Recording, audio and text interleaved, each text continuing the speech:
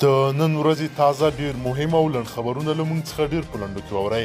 قدرمنو لیدونکو السلام علیکم، وخت مو په خیر.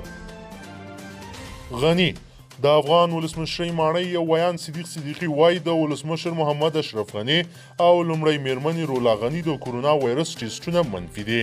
له بلې خوا روغتیا وزارت وایي تېرو 40 غړیو کې 60 کسان پر کورونا اخته شوي چې پکې 52 په کابل کې دي. دفاع وزارت د افغانستان د دفاع وزارت وایي وسلوالو طالبانو د تخار ولایت په خواجه غار ولسوالۍ کې د سیمه ییزې اردو پر یوې پوستې پیل کړی او 18 سرتیري وژلي دي. هاخوا د پکتیکا پولیس وایي برمل ولسوالۍ کې د ملکیانو پر موټر د ماین چاودنې 15 تنه ملکیان وژلي دي. پکتیا کې د کورونا وایرس تازه 11 مثبتې پیښې ثبت شوي دي. له دې سره په دې ولایت کې د کورونا د مثبتو پیښو شمېر 21 ته ورسېد. همدارنګه په دې ولایت کې له کورونا ناروغۍ 1 تن مړ شوی او 15 تنه ترې روغ شوي دي. کندهار د کابل کندهار پر لویه لاره د زابل په مربوطاتو کې د ترافیکي پیښې له امله 8 کسانو ته مرګ ژوبله اوښتې ده. د زابل د ترافیکو د مدیر فرید الله صافی وایي چې د کابل کندهار پر لویه لار د زابل ولایت د شهر صفا ولسوالۍ اړوند له احمدزي کلي سره نن سهار ترافیکي پیښه شوې ده. هغه ویل یاده پیښه چې د یو کورولا او مازدا موټرو ترمنځ د ټکر له امله رامنځته شوې په پایله کې 3 تنه مړه او 15 تنه نور ټپیان شوي دي. افغان حکومت وایي د ولسمشر محمد اشرف غني د فرمان پر اساس یې سې شنبې د افغانستان په ولایتونو کې 71 تنه نور طالب زندانیان هم خوشي کړي دي. بل لور ته طالبانو تور لګولې چې امریکا له دوی سره پرکړې وکړه عمل نه کوي. د امریکا ولسمشر ډونالډ ټرمپ د امریکا او ټولې نړۍ مسلمانانو ته د روژې له کبله مبارکي ویلې ده او هیله یې ښودلې چې دغه میاشت به یوه سوله ییزه میاشت وي. د سپینې ماڼۍ په اعلامیه کې د ټرمپ له خولې ویل شوي چې روژه د نړۍ میلیونونه انسانانو ته یو ښه فرصت ده چې عبادتونه، قرآن د تلاوت او خیر ښېګڼو د کارونو له لارې خپل ایمانونه قوي کړي. د پاکستان روغتیایي مسؤلینو ویلي چې په تېرو 4 ساعتونو کې په دغه هیواد کې د کورونا وبا 442 تازه پیښې ثبت شوي دي.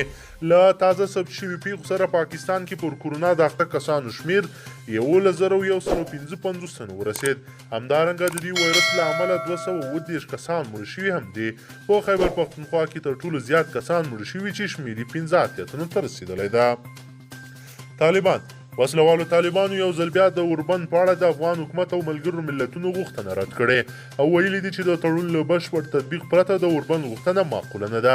دا په داسې حال کې ده چې ولسمشر غني تېره ورځ د روژې مبارکې میاشتې رارسېدو په مناسبت په خپل پیغام کې یو ځل بیا له طالبانو غوښتنه وکړه چې له کورونا سره د مبارزې او روژې ته په درناوي دې اوربند وکړي. کابل ښاریان د روژې په رارسېدو سره د خوراکي توکو بیې په کابل ښار کې د قرنطین تر اوږدېدو وروسته په ښار کې د خوراکي توکو بیې څو چنده لوړې شوې دي او عام ښاریان وایي نشي کولی چې د اړتیا وړ توکي وپېري. اوس د روژې میاشتې په رارسېدو سره دغه بیې نه یوازې کنټرول شوي نه دي بلکې له پخوا نورې هم لوړې شوي دي چې دوی له جدي ستونزو سره مخ کړي دي. ټیموټي ویکس د طالبانو له بند څخه د افغان امریکایي پوهنتون خوشي شوی استاد ټیموټي ویکس ویلي ټول افغانان د سولې غوښتونکي دي او په دې برخه کې تر ټولو لوی خنډ بې باورۍ رامنځته کړې ده. نوموړی وایي هر افغان سوله غواړي خو اعتماد نشته او دا باور په مذاکراتو کې جوړېدلی شي. آسټرالیایي ټیموټي ویکس چې اوس یې اسلام منلی ویلي دي چې له ګڼو طالبانو سره اړیکه لري او په وینا یې تر څو چې مذاکرات پیلېږي تر هغه وخته به جګړه او وژنې روانې وي چې زیات زور به یې ملکیانو ته رسېږي. نوموړی وایي دوی په ټویټر کې پښتو ټویټونه ځکه کوي چې له افغانانو سره یې سر و کار زیات دی. اوس هم ورسره په کور کې یو کس شته چې پښتو ټویټونه ورته لیکي. درنو لیدونکو که چیرې غواړئ چې ورته تازه او مهمو پیښو څخه ځان ډېر ژر او په لنډو کې خبر کړئ زموږ چینل سره سبسکرایب کړئ او ویډیو د سره حتما لایک کړئ. تر بل ویډیو مو په لوی رب سپارمه.